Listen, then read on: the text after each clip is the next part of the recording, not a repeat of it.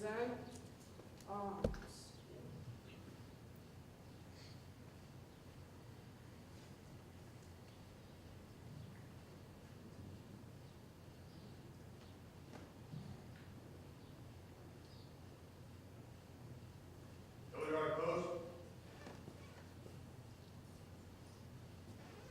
Order arms.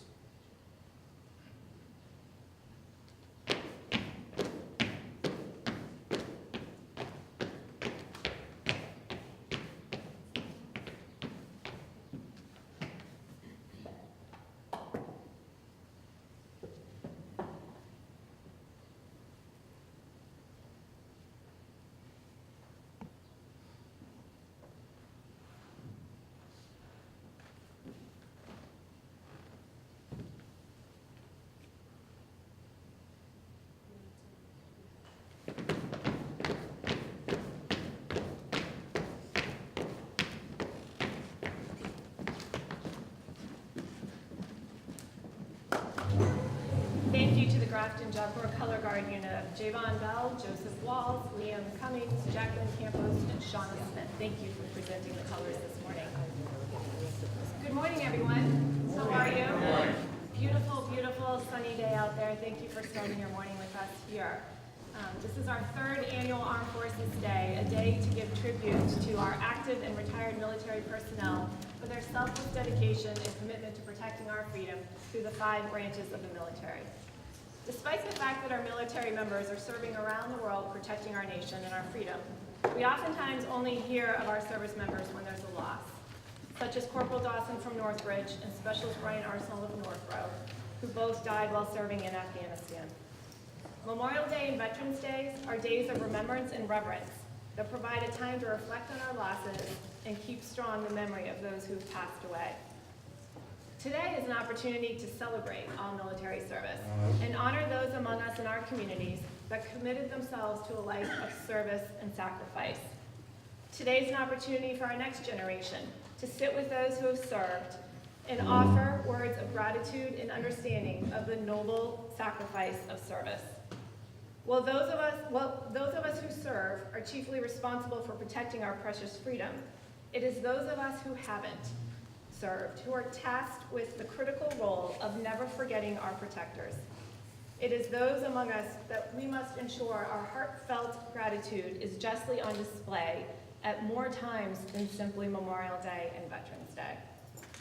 We have a program here this morning that was developed to highlight our community members from the 4 towns that comprise the Central Mass Veterans Service District of Grafton, Northborough, Shrewsbury, and Westborough. I want to acknowledge and thank Gail Vigent, Melissa Pride-Foz, and Beth Cassavant, who did a fantastic job as always pulling this event together, and to Kelly Barner and Anna Barner for helping at registration this morning, and to Steve Vigent and Connor Schoen and Armin Powers for helping us set up today. The delicious pastries this morning are compliments of Assabet Valley Culinary Program, the technical high school. They do a fantastic job, and we use them whenever we can for all the food. And I also want to thank Shrewsbury Fire Chief Jim Bona for being here this morning early to set up after a late night retirement party for a firefighter last night and providing for all the music here this morning. And I'd also like to thank the Scandinavian Athletic Club for hosting us again this year in this beautiful space. Thank you, Roy. I'd like to start off by introducing our elected and appointed officials who are here this morning, and please do let me know if I've missed anyone. Very honored to have here this morning Congressman McGovern and Lieutenant Governor Karen Polito. Thank you for joining us.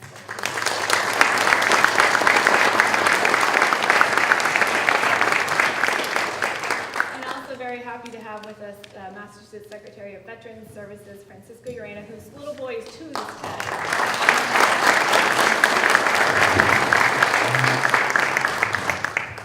My colleagues who serve the 4 communities of Grafton, Northborough, Shrewsbury, and Westborough are here this morning, and let me say their names and then let's all applaud for them. We have Senator Michael Moore, Senator Jamie Eldridge, Representatives Carolyn Dykema and Representative Daniel Gregoire, and Representative David Moradian, all here with us this morning, and Senator Chandler and Representative Naughton were unable to be here this morning, but they're supporters and co-sponsors of this event as well. So thank you all for being here.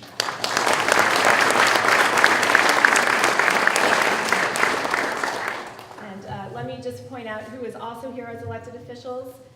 From the town of Shrewsbury, we have Selectman Mo DiPaolo, Selectman Jim Kane, Selectman Beth Casavant, and unfortunately John LeBeau and Moira Miller had other commitments this morning and couldn't be here, but thank you for being here. And from the Westboro Board of Selectmen, we have Bruce Treader and Denny Drury who are here this morning. And we also have State Committee Woman Minnie Mackenzie Hebert. We have Shrewsbury School Committee member Jason Palich. And our Reverend this morning, who will be giving us a prayer later on, is Reverend Robert Henry Hyde from the First Congregational Shrewsbury. Welcome, everyone.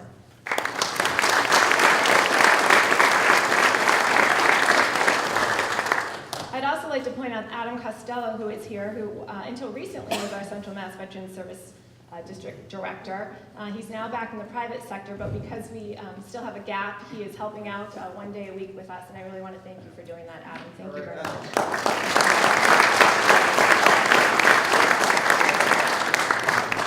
And we have the Shrewsbury Veterans Service Agent, Mike Perna, and we also have Blue Star Mom, Karen Bellevue here. Karen, can you stand, please? There you go.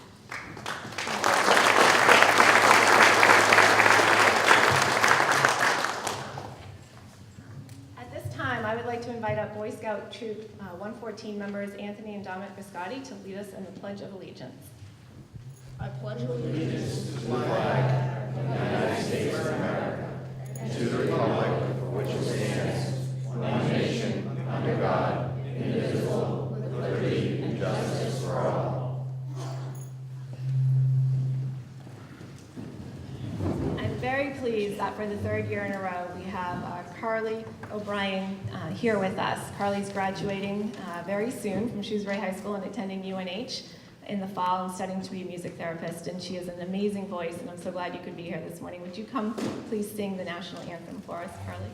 Oh, say, can you see by the dawn's early light what so proudly we hailed at the twilight's last gleaming, whose broad stripes and bright stars through the perilous fight o'er the ramparts we watched were so gallantly streaming, and the rockets red glare, the bombs bursting in air, gave proof through the night that our flag was still there. Oh, say, does that star-spangled banner yet wave o'er the land of the free and the home of the brave?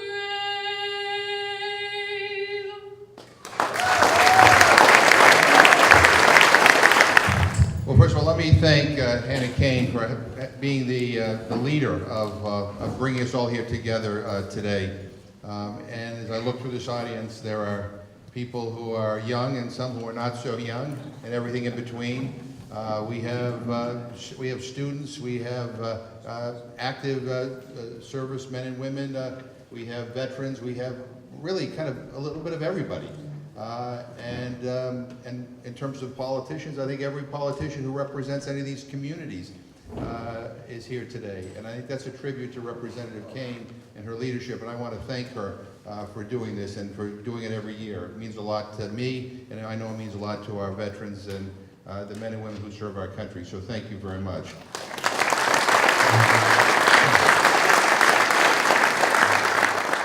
Armed Forces Day was created on August 31st, 1949 under President Harry Truman after the end of World War II. And it's a day when we as civilians can show our appreciation for those who have and continue to serve in our military and the sacrifices that they have made. And that's what we're here for. When I walked in here this morning and I kind of walked around and talked to people, I couldn't help but contrast this to the mess that you hear about on television. But what's happening here today really is the best of our country. People are grateful to the men and women who have served our country and who currently serve our country in our military. We live in the greatest country in the history of the world. There is not a day that I don't wake up and thank God that my kids were born in this country, the freest country in the world. And that is the result of the combined sacrifice of many of the people in this room and all across this country. We should never, ever take that for granted. And so those of us in elected office, we show our gratitude by trying to make sure that the services and the support necessary for our veterans is there. And I want to just say that we're working with Lieutenant Governor, the state delegation, and Secretary Urena, as well as with the federal VA, hopefully to get a new VA clinic opened on the campus of the University of Massachusetts Medical School. Veterans in central Massachusetts deserve to have easy access to health care. We hope we have that up and running soon. But I'll just close by again just saying thank you to everybody. Words cannot adequately express how grateful I am and how grateful this community is for the service of our veterans and those who are currently on duty. You believe in this country, and we do too, and we're here to say thank you. So, thank you very much.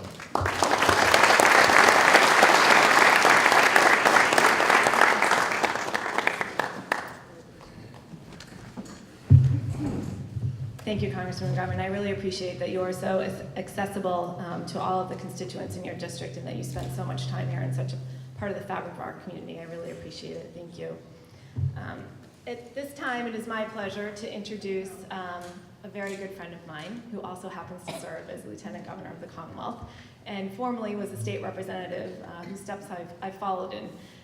Karen is obviously no stranger to anyone in this room, but the funny thing is she's actually no stranger to anyone in the Commonwealth. The woman has put more miles on her trooper's vehicle since taking office and spends almost every day on the road out there across the Commonwealth, making sure that not only do we here feel special here in Shrewsbury and Westboro, but the rest of the Commonwealth really understands the work that she's doing.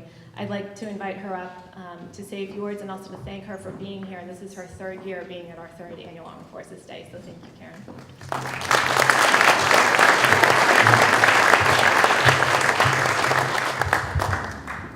Well, good morning, and a beautiful one it is. It's obviously an honor to be here with each and every one of you and in my hometown. It feels very special to be in this room that I've come to over the years for celebrations, to witness voting, and to see this club so alive and active and welcoming is beautiful. To all of you at the SAC team, thank you for keeping up this property and making it available to all of us. I do want to thank everyone for choosing to be here this morning. In particular, our scouts, our students, our children. It's so important that we take the time to come together and to honor the men and women and the families who choose to serve our country. And as the Congressman said, we live in the greatest nation in the world. We are number one, okay? And that number one isn't something that we can take for granted. It's something that we need to honor and cherish and work hard at maintaining, and also for people to feel that they live in the best nation in the world. And when you boil that number down from the national level, it comes right back to the community level, because this is where people feel truly the quality of life that they hope and dream for, not so much for themselves, but for their families, and preparing for the next generation of people to choose to live and lay their roots here as well. I want to thank all of my colleagues in government for being here, local officials, our delegation who is so active and available and doing their jobs, and of course our congressman who is always accessible and available. And I think this is a true testament to the kind of leadership that we have here in the Commonwealth of Massachusetts, where we are civil and respectful. we like each other. And that's an asset in itself. And it allows for us to sort of break through the messy stuff and really work on the meaningful stuff to make sure that we have these strong and vibrant communities. Just a showing of all those who have served our country or are currently actively serving. Could you please stand? Thank you. Thank you, thank you, thank you. Thank you very much.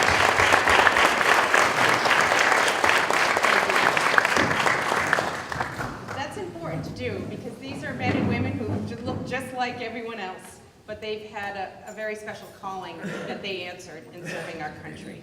So while we live in the greatest nation in the world, we also live in the greatest state in our country. U.S. News and World Report recently did an inaugural ranking of the states in our Commonwealth, and they measured up Massachusetts as the #1 state.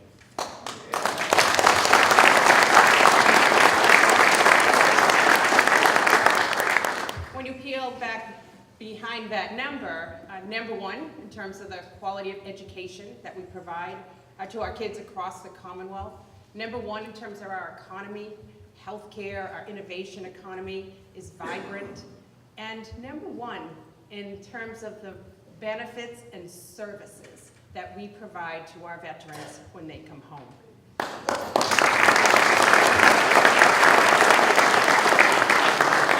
want to thank Secretary Urena for being here. He's a proud Marine and proud dad, and we are proud that he serves as the Secretary of Veterans Affairs for our administration. And he lives it, and he works so hard with all of the Veterans Affairs officers across our Commonwealth. We are the only state in the country that requires every community to have a Veterans Affairs officer. And I think you know every single one, Francisco, and good for you.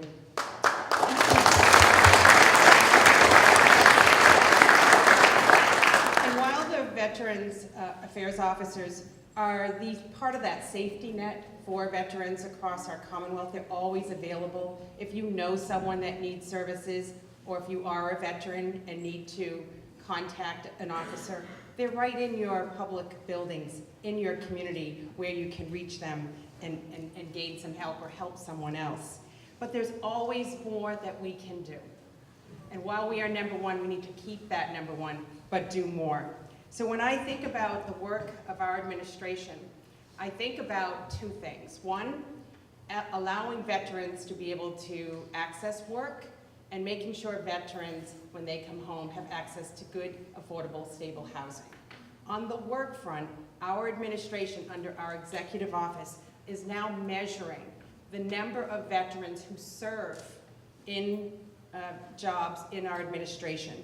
We have 2,143 veterans serving in the executive branch of the Commonwealth of Massachusetts state government. We also have started a free certification for veterans-owned businesses. So if you're a veteran and want to start up a business, we're making it free and streamlining your ability to obtain the designation of veterans-owned, which opens up opportunities for procurement, for bidding, and for being part of a business system that allows your business to grow.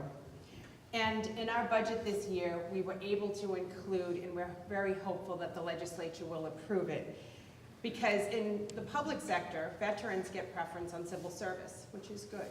But in the private sector, we want to encourage more private sector employers to employ veterans.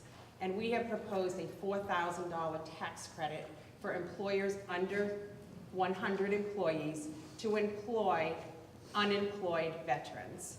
And we're hoping that we can get that.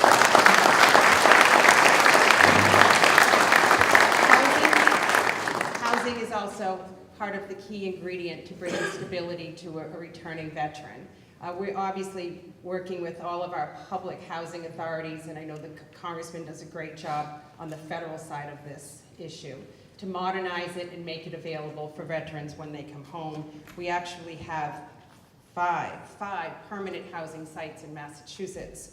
And we have proposed in our capital budget $200 million to create a brand new Chelsea Soldiers Home for long-term care for our veterans in this Commonwealth. And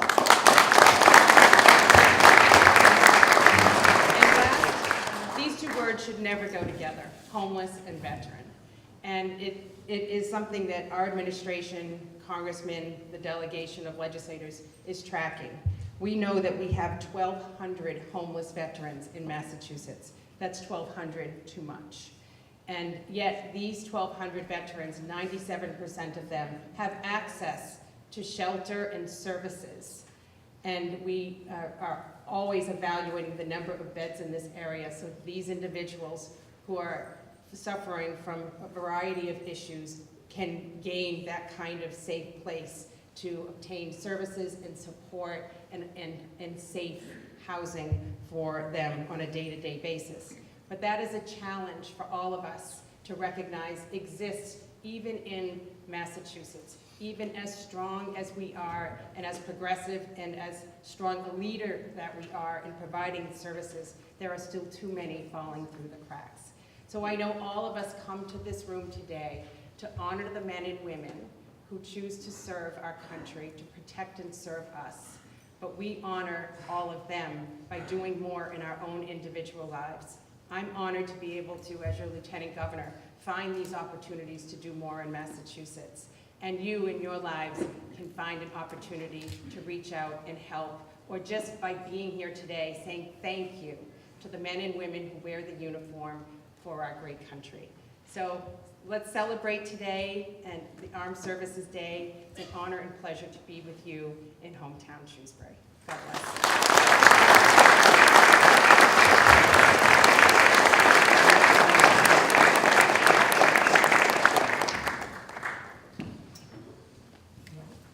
And I can introduce Senator Moore. I know that Hannah and the Senator worked very closely together. Thank you very much, and thank you, Hannah, for bringing all of the delegation here together today.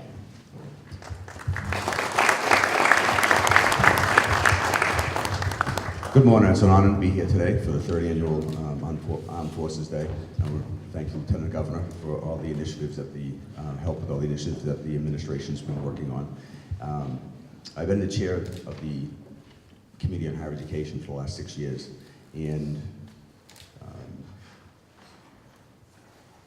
over the 6-year period, that I've been in office, you hear nationally about a lot of criticism about the VA services and the problems that it's had.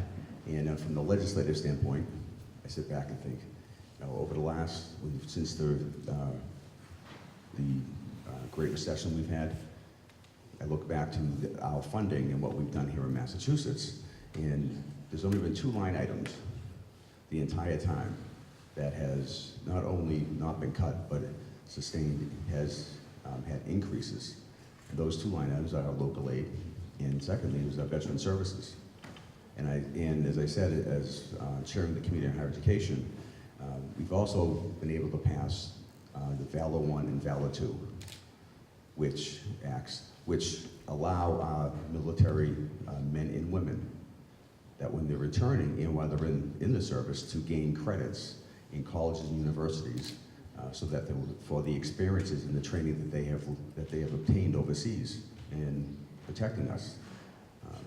Now, as I say that, you think that giving the legislature the credit for that, or the administrations, but really the credit goes to other people, because if we didn't have individuals who have actually served and been there and had the experience and knowledge to tell us what we need to do for those veterans, we wouldn't be successful. And it's having someone like our secretary, who's there, who's been there, as Lieutenant Governor has said, has lived it on a day-to-day basis and has the experience to tell us what we should be doing. It would be hard for us to really give the appropriate programs.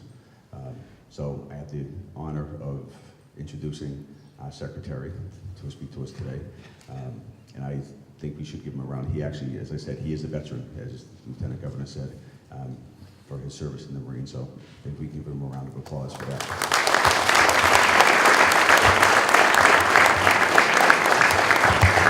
Thank you so you very much, Senator Moore, and good morning to each and every one of you all. What a great privilege it is to be here in Central Mass. I like to call it God's country because there's so much sense of, yes, there's so much sense of connection and patriotism in a small town America that so many people come to love. But the aspect of the true patriotism are the actions and the deeds that happen in this room.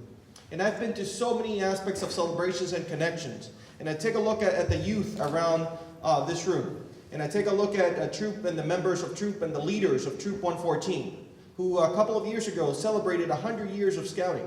Think about that, 100 years of scouting, of values and continued connections. And how many of those scouts joined the military? And how many of those scouts continue to be part of our community? And so the aspect of our youth, I thank them. To the parents that are here, thank you very much for that sense of connection. And to all of our veterans, today and every day, thank you for your service to our country. Today, in our Services Day, is an opportunity, Armed Forces Day is an opportunity to recognize those that are still wearing our nation's uniform. To the men and women who stand in 137 countries, protecting our liberties and our freedom. Essentially the 1% of our nation that continues to serve, protect, defend, and stand at the ready. The most professional military in history. And we're so proud of that sense of connection. Now, over the last 15, 16 years, our country has been at war. And that sense of sacrifice has not been shared equally among our citizens of this nation. And it goes to show the resiliency in a sense of America, but it goes to show also the sense of recognition and the opportunities that we owe. As Lieutenant Governor Polito mentioned, how we are #1 in the nation is not a sense of support and a sense of connection, but it's a sense of example of what can happen here in the Commonwealth and what can happen in every other state. We're so very fortunate to work with Governor Baker and an administration that gets it, that understands that sense of sacrifice. But that sense of connection could not be possible if it wasn't for the members of our legislature that place a sense of emphasis in making veterans a priority and making veteran families an aspect of our connection to our Commonwealth. And to our families here today, I see Blue Star moms and I see many families that have had a loved one in the service. I thank you all. Because here in Massachusetts, we know that when a family serves and a member serves in uniform, that family also sacrifices. You know, nowadays we have an all-volunteer force, but we still have families that in a sense are drafted into that sense of support to their loved ones. And whether you serve 2 years, 4 years, or make the military a career, it gives that great sense of, if it wasn't for those family members, mothers, fathers, siblings, that give that sense of support, in a community that make veterans welcome, makes that transition that much easier. So excited to meet Carly this morning. Carly Evans is going to be having a phenomenal 4th of July. On July 3rd, she's heading to West Point. And she is going to be the future of our country. Carly, I congratulate you, and I congratulate you for following that sense of example and being, choosing to be a leader in our country, a leader in our military, and making the very best at the aspect of what our military institutions and our academies have to offer. So as I mentioned, 4th of July weekend is going to be memorable for you, but it's 4th of July weekend is going to be the aspect of that sense of history and connection and what you are going to offer the United States Army after your education. So thank you and congratulations.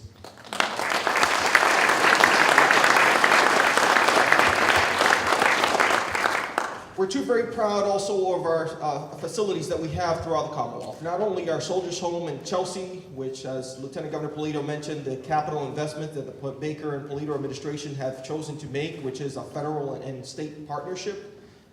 Congressman McGovern just walked out, but we want to remind him about that sense of connection, and we are urging our federal delegation to continue to place the emphasis on our facilities. Massachusetts has the top-rated VA hospitals, clinics, and vet centers, none other than any other state. And no sense of It doesn't happen by coincidence. I think it's collectively we continue to advocate for our veterans as we must. We continue to make that sense of connection. I choose to go to the VA out of all the other choices that I have because I want to stay connected with our veterans while I'm in the clinics and the hospitals. But I want to learn about their disconnects, and I want to learn about their aspects of how I could continue to advocate.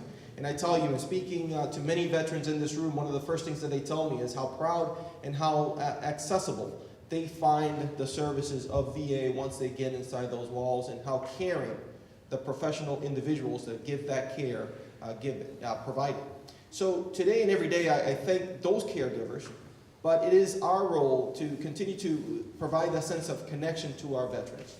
We also have 2 state cemeteries, Agawam and Winchendon, who are primary aspects of standalone facilities that give a good sense of service to both veterans and families. You know, today as I arrived, I learned of the passing of Sean Ford, one of our caretakers of the Winchendon Cemetery. Died last night in a motorcycle accident. I ask you to keep him and his family in your thoughts and prayers. And I know it's going to be a big void. 31-year-old member of our cemetery staff, and it's going to be a big void for us all. But that's it's again that connection that we have in our community. To all of our veteran service officers, those past and present, and those among us, thank you, because it is our veteran service officers who are providing a sense of community to not only reintegrating our veterans, giving them the benefits and services that they deserve, bringing best practices, and we have a very true professional team. We are very focused in giving them the tools of success. We know that their success will in turn be the success of our returning members. No matter at what point in time they choose to come back to the Commonwealth, our Commonwealth is number one, essentially because of the work and the services and not keeping our benefits and services best kept secrets. And that I attain, and I thank our veteran service officers for doing just that. And in that sense of connection, our veteran service offices are a great sense of connection to those who haven't served, that want to connect and want to give back and have an opportunity of volunteering and how to get involved, whether it is preparing for Memorial Day, as we're going to be embarking upon at the end of the month, placing and making connections and learning about ceremonies such as the ones that we are in today. But it's also an opportunity to give back to our veterans that are residing within our communities, making their lives that much better. Because it's not just the aspect of government programs, but it is the aspect of community connections. And that is how we truly continue to make Massachusetts great each and every day. May God bless you. May God thank and keep in mind all of those members who are continuously serving, sacrificing, so that they may return to our Commonwealth healthy and safely and make those next generations that much more vibrant. Thank you so very much, and thank you for being here.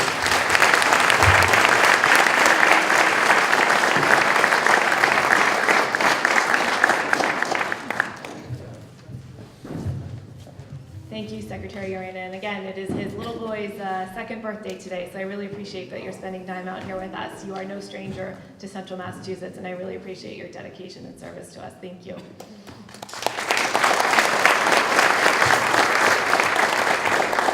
Now I'd like to invite Carly Ryan back up to sing God Bless America. God bless America, land that I love. Stand beside her and guide her through the night with the light from above, from the mountains to the prairies, to the oceans white with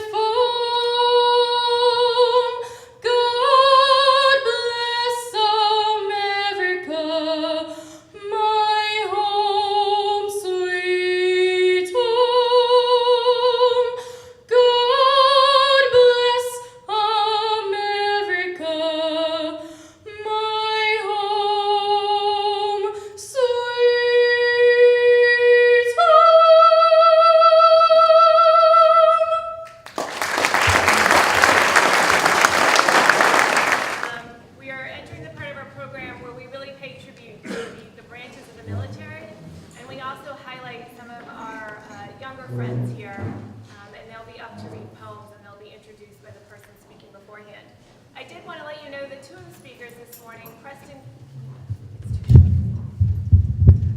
Preston Karp and AJ McLucas, are Project 351 ambassadors. And I just wanted to let you know a little bit about what that was, because I think it's really important in terms of where we're going as a country and what is important. Project 351 was begun by Governor Deval Patrick, and it's been embraced by Governor Charlie Baker.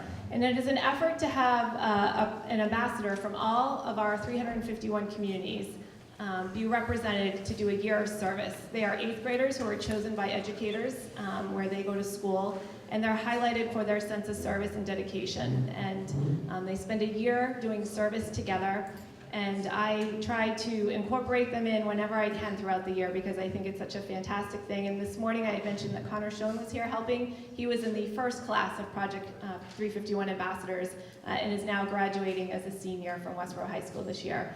So it's a terrific program. It's something that I think really represents the best among us coming up in the next generation. So as you hear from them this morning, please take note of the service they're doing to the Commonwealth this year. At this time, I would like to invite up my colleague, Senator Mike Moore, who represents the 2nd Worcester District, which includes the towns of Grafton and Shrewsbury represented here today.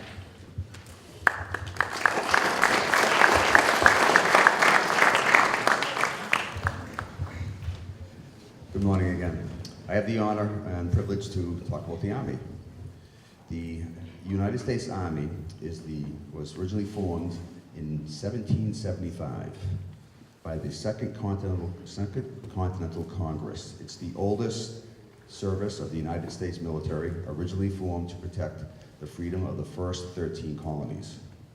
The Army has evolved and grown from the small militia force into the world's premier fighting force. The Army exists to serve the American people, to defend the nation, to protect the vital national resources, and to fulfill our national military responsibilities.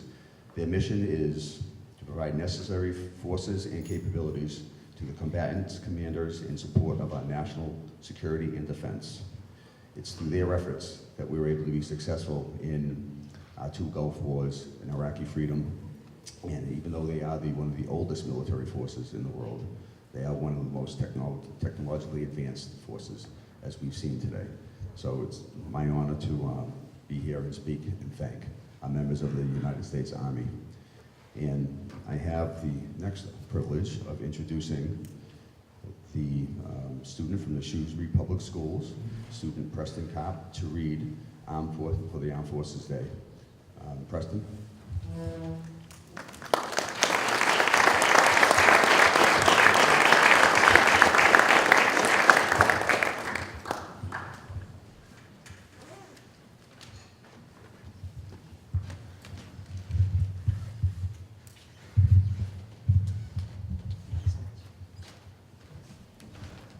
Hi everyone, thank you so much. I feel so honored to be here today.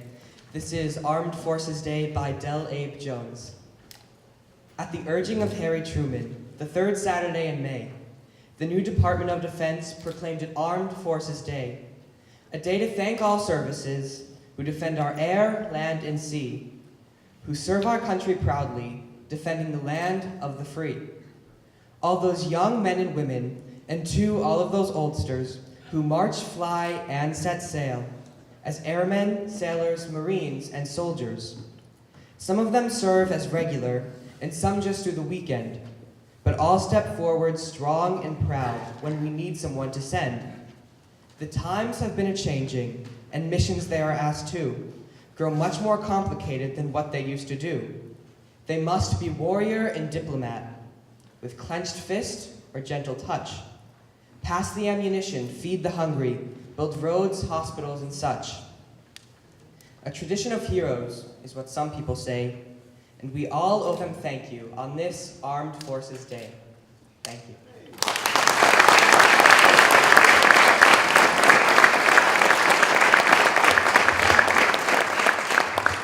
Great job, Preston. It is now my honor to introduce my other senator that I work with, my colleague, Senator Jamie Eldridge, who represents the Middlesex and Worcester District. Please come forward.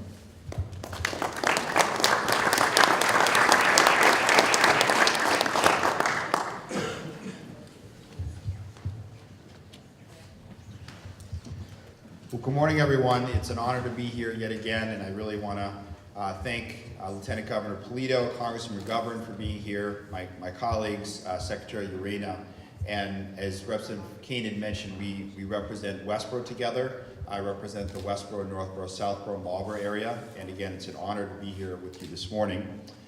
I have the pleasure of talking about the United States Marines. The Marine Corps was founded in 1775. Throughout history, the Marines have fought to defend the Constitution, protect the American people, and stabilize the world in times of conflict. Since their 1776 battle at Fort Nassau, the Marines have their historical battles throughout history and have established them as symbols of inspiration, greatness, and heroism. The Marine Corps started as the Continental Marines during the American Revolutionary War, formed by a resolution of the Continental Congress on November 10, 1775, and first recruited at Tun Tavern in Philadelphia, Pennsylvania. They served as landing troops for the recently created Continental Navy. The Continental Marines were disbanded at the end of war in April 1783, but reformed on July 11, 1798. In World War I, the battle-tested veteran Marines served a central role in the United States' entry into the conflict, and at the Battle of Belleau Wood, Marine units were in the front, winning the Marines a reputation as the first to fight. United States Marines raised the American flag on Iwo Jima, famous image, on February 23rd, 1945. And in World War II, the Marines played a central role in the Pacific War. It is now my pleasure to introduce another student, Westboro student, AJ McLucas, to read Liberty's Call, written by Roger Hancock. AJ?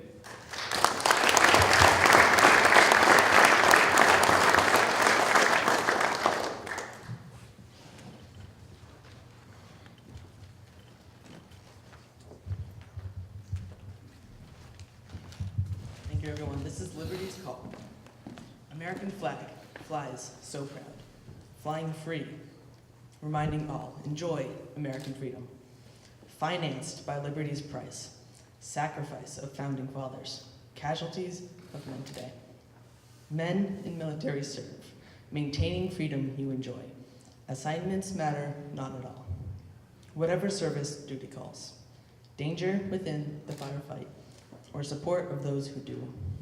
Women signed to serve as well, nurturing our liberties. Families of those who serve pay a price in fear and dread. Guardianship of those who serve. American flag flying proud, freely prompting liberty's call. Thank you.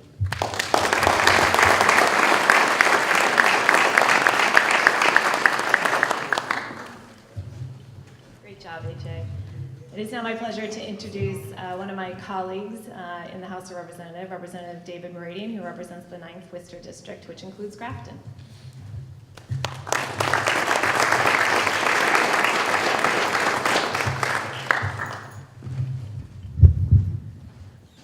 Well, thank you, Representative Kane, and good morning, everyone.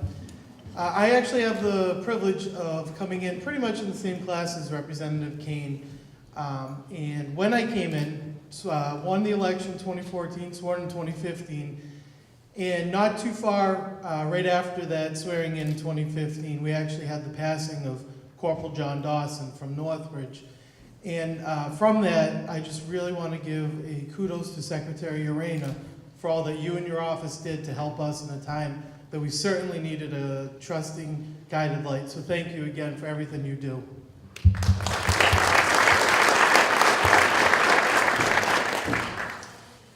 The oceans, vast, treacherous barriers of the deep unknown between the United States and those who could do her harm.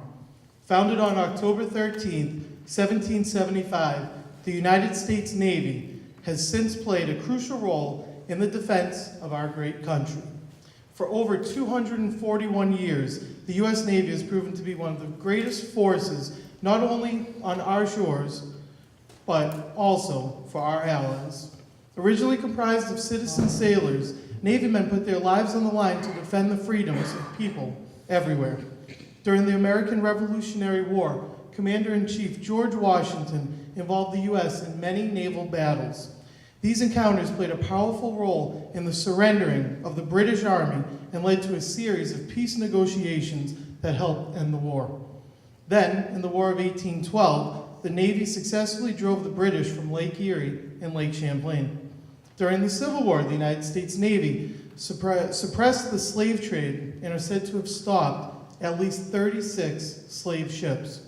Most notably during World War II, the Navy reorganized itself following the attacks on Pearl Harbor and went on to play a part in every major battle that took place in the Pacific Theater. Fast forward to present day, and the Navy still serves as our strong protector. There are currently 330,000 men and women serving in the United States Navy. This defense force has and will continue to be one of the strongest naval services throughout the world, and without it, we as a nation would not be where we are today. As George Washington once said, as certain as that night succeeds the day, that without a decisive naval force, we can do nothing definitive, and with it, everything honorable and glorious. I have the privilege now of introducing Callie Evans, who's from Grafton, and as we heard before, will be going to West Point come July 3rd. Callie?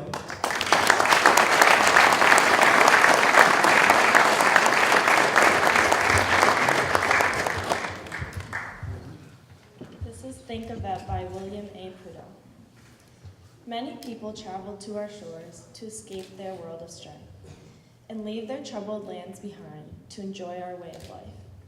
But our way of life in America didn't come easy, so don't forget. If you love what we enjoy today, be sure and think of that. They shed their blood on foreign shores to help keep others free, and many never came back home to their wives and family. Many fathers, sons, and daughters still battle in distant sand. May they never be forgotten, nor the fight they have at hand. The bells will toll in their honor as long as we never forget. America is what it is today. Thank God and thank Yvette. Thank you.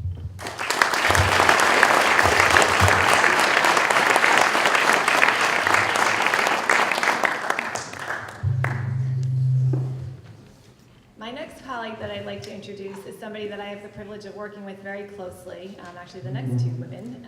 I'm very proud to represent Westboro, and I share that great honor with Representative Carolyn Dykema. And she also is somebody who is an enormous supporter of all things veterans and military service, and she coordinates the Metro West Veterans Consortium, and I thank you for all that you do on behalf of all of us for veterans. Carolyn, welcome.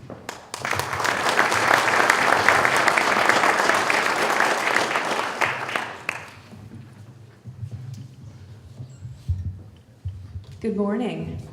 It's wonderful to be here with such a room full of our veterans, active duty military, and military families to recognize and honor Armed Forces Day. I want to thank you, obviously, for your service and your commitment to our country, your willingness to sacrifice for the rest of us, and also recognize Representative Kane for her willingness to make it possible for all of us to be here today to recognize you. It's really an honor and pleasure to work with her in the legislature, along with so many others like Congressman McGovern, our Lieutenant Governor Karen Polito, Secretary Urena, obviously, who's everywhere and is out in this area all the time.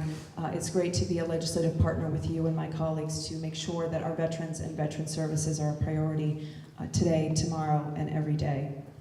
I have the privilege as the daughter of an Air Force member, as the daughter-in-law of an Air Force member, and the sister-in-law of an Air Force member to talk a little bit about the United States Air Force today. First established as its own branch of the military service in 1947, the United States Air Force is the youngest branch of the armed forces.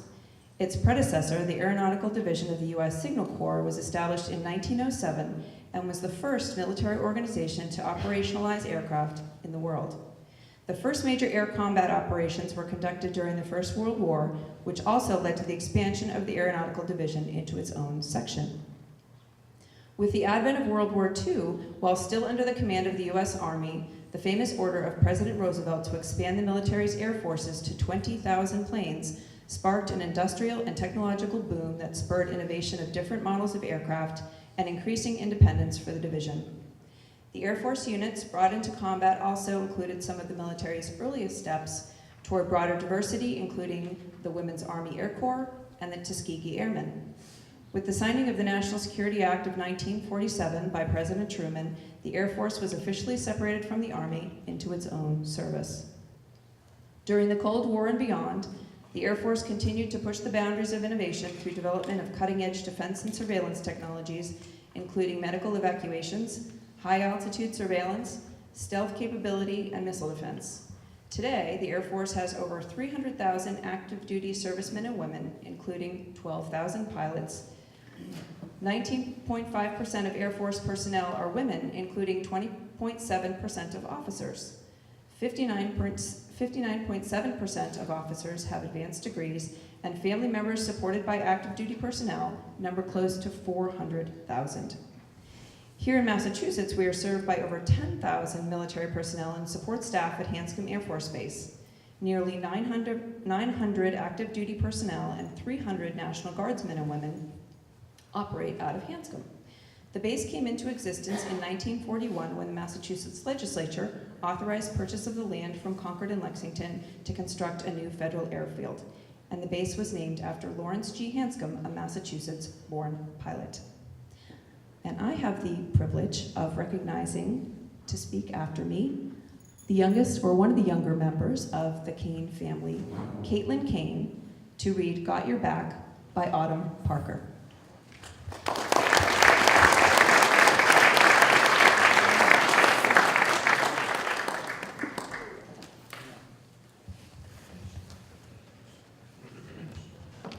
This is "Got Your Back" by Autumn Parker. I am a small and precious child. My daddy's been sent to fight. The only place I will see his face is in my dreams at night. He will be gone too many days for my young mind to keep track. I may be sad, but I am proud. My daddy's got your back. I'm a caring mother. My son has gone to war. My mind is filled with worries that I have never known before. Every day I try to keep the thoughts from turning black. I may be sad, but I am proud. My son has got our back. I'm a strong and loving wife, with a husband soon to go. There are times I am terrified in ways most will never know. I bite my lip and force a smile as I watch my husband pack. My heart may break, but I am proud. My husband's got your back. I am a soldier, serving proudly, standing tall. I fight for freedom, yours and mine, by answering this call. I do my job while knowing the thanks it sometimes lacks, saying a prayer that I come home, it's me that's got your back.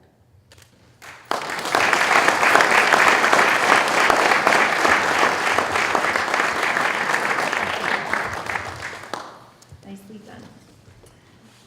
And now, my other member of the trio that represent Westboro, my good friend Danielle Gregoire. She represents the 4th Middlesex District, and she's going to be talking about the Coast Guard.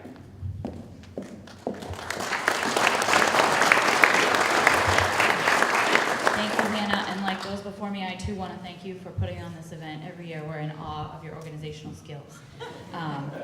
And I also want to thank all the veterans in the room and those who are serving. You know, I often say that every day we can show our appreciation for you and what you do and what your families have done is a good day. So today is a good day. The Coast Guard's official history began on the 4th of August in 1790 when President George Washington signed the Tariff Act that authorized the construction of 10 vessels to enforce federal tariff and trade laws and to prevent smuggling. Known variously through the 19th and early 20th centuries as the Revenue Cutters, the System of Cutters, the Revenue Marine, and finally the Revenue Cutter Service, it expanded in size and responsibilities as the nation grew.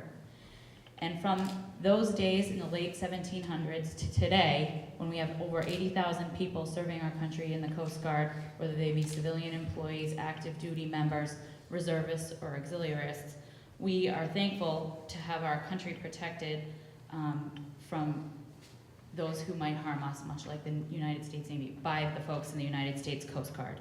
And to bring it up to modern times, I wanted to share with you a story. The other night I was out in Boston after work with a colleague, and we were walking down by the water, and I happened to come across 408 Atlantic Avenue, which is also known as the Captain John Foster Williams Coast Guard Building. And I wanted to share a little bit with you about Captain John Foster Williams and how he was one of the founding members of the United States Coast Guard and how we should be proud to pay honor to him by having that building named after him. So Captain John Foster Williams lived from 1743 to 1814. A native Bostonian, Captain Foster Williams was an extraordinary man who courageously served his country. He went to sea at the age of 15, and by the age of 22, he was commanding merchant vessels. During the Revolutionary War, he commanded several ships, including the Massachusetts Navy 14-gun brig Hazard, which was captured by the British as a prize of war. Sent to England on board a prison ship, he later escaped and returned to America to continue his fight. He was selected by President George Washington to command the first revenue cutter, the Massachusetts, in 1791, as part of his service, which came to be known, as part of the service which became to be known as the Revenue Marine. He was the predecessor of today's Coast Guard captains, and he was one of the earliest members of our United States Coast Guard before it was even recognized as such by our government. So I wanted to point that out to you to let you know that we should think about our veterans and those who have served us every day, and we should pay homage to them by having buildings named after them. And I look forward to continuing my hunts around Boston to try to find more of those kinds of things. And with that, I have the honor of introducing one of our troop members from Troop 114, Matthew Clark, to read Honor Our Military.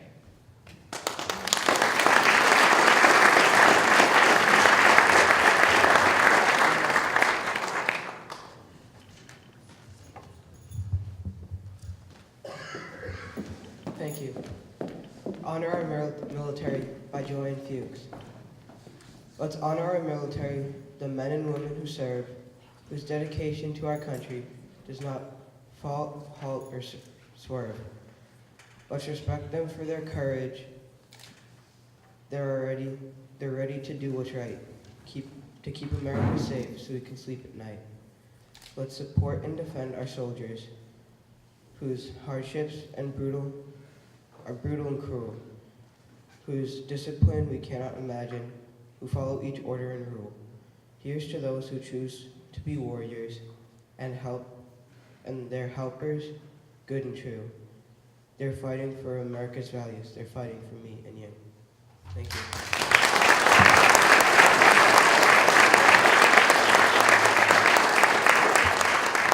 Good job. Matthew has also been with us all 3 years of our annual Armed Forces Day celebration. Thank you, Matthew.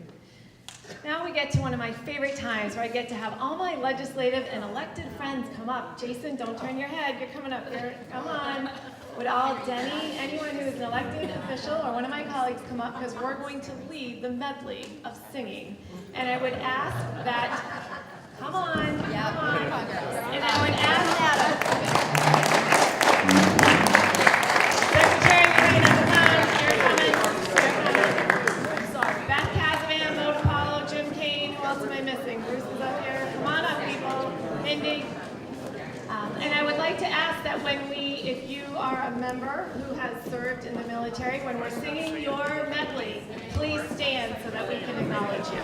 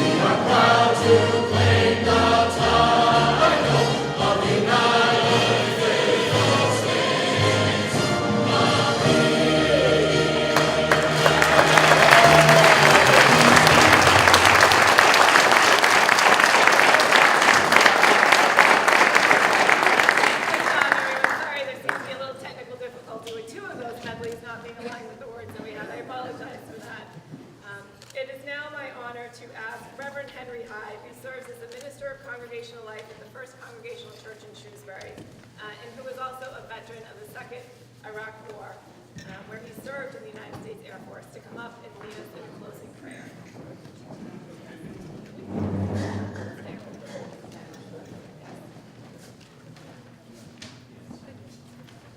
Where's my applause, everybody?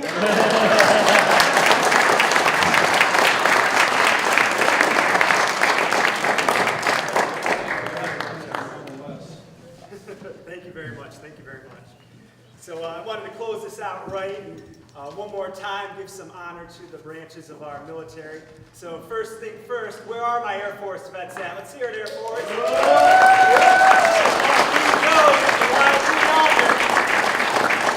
Where's my Army at? Where's Army? I've been told there's always a sailor somewhere. Where's the Navy at? All right, Navy.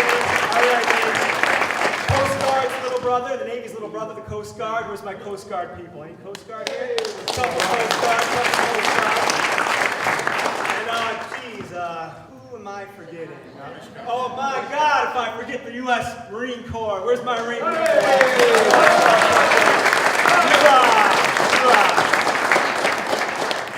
Everybody, I also want to thank, of course, our leaders for being here today with us. Thank you very much to our leaders. A brief aside, I'm from the Berkshires growing up, and I remember in my time growing up, our main economy in the Berkshires was General Electric. When GE was there, things were really great. But once I got into high school, things changed and GE left, and unfortunately they dumped their PCBs in our lakes, rivers, and streams. And so our community was really left with some of the cleanup efforts, and we've actually been fighting with the EPA since 20 plus years to try to get them to clean it up, and we're still in that battle. But as things go over time, trash would collect into our rivers, and so we would have to, as a community, organize and go out to the rivers and pick this trash up. And there was an old mayor from my town who's no longer serving there, but he'd come to the cleanups, and he'd be there for the photo op at the beginning, and then he'd leave, and we'd be the ones out in the trenches doing the dirty work. So I am really glad to see our leaders here today, not just in word, but in deed, for all the good work that they are doing. You're talking about us today, right? No. Unless you served in Berkshires at that time. But I do want to say that we need more than ever leaders who are willing to serve in word and deed for the people, of the people, by the people, for our communities. And as was mentioned, there are Democrats and Republicans here today. Thank God for that. Thank God that bipartisanship is still possible in our country.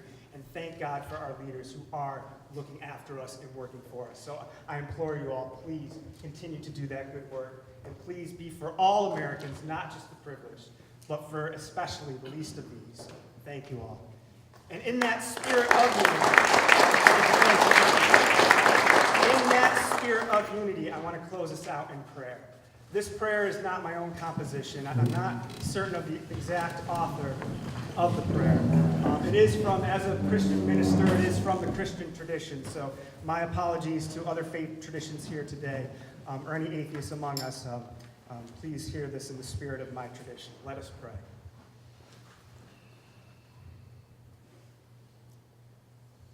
Jesus, you said, there is no greater love than to lay down one's life for our friends. Today, we pray for those men and women who have, in their military service, sacrificed their time, strength, ambition, health, and even their lives on this earth to benefit friends known and unknown. Many of our warriors carry scars in their hearts as well as on their bodies. Dark memories haunt their dreams at night. Fears cloud their waking hours. Jesus, you came to give us abundant life by providing a way for us to release our pain to you. On the cross, you bore our sorrows and brokenness, and when we trust you, we can exchange our wounds for your joy in a future unhindered by fate. Bring this gift now to the veterans of our nation who bear tangible and intangible wounds. Heal them, Jesus. Bless the families of soldiers who bear these pains vicariously. Give them patience and wisdom and strength to endure. And more than endure, to hope and faith for a blessed life. God, not everything that happens in life is good, but you promise to work all things together for good to those who love you and align their lives with your purpose. Create good in the families of veterans who have experienced pain and loss. Do this miracle, we pray. We honor our veterans in your name. We thank you as we thank them for their sacrifice. We ask you to return to them the favor of your blessing, a gift we on our own could never offer. We ask that you would give our veterans a peace beyond the peace they fought to secure, a peace in their own hearts, wrapped in the joy of a life touched by your strong hand. In Jesus' name we pray. Amen. Thank you all. God bless.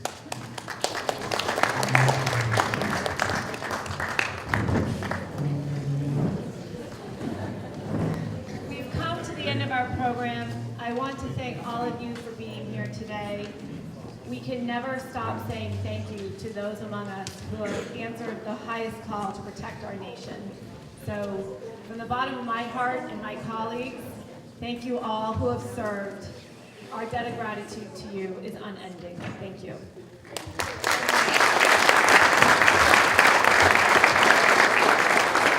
Would someone on each table, the flowers, decide amongst yourself at your table, someone would please take home an arrangement from each of the tables. And thank you again for all who participated here today. Thank you.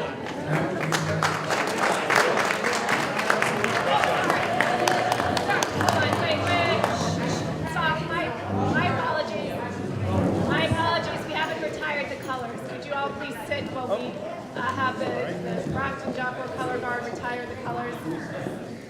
Or you may stand if you wish to have them. Can I ask the Grafton Job Corps to come forward and retire the colors, please? On your feet!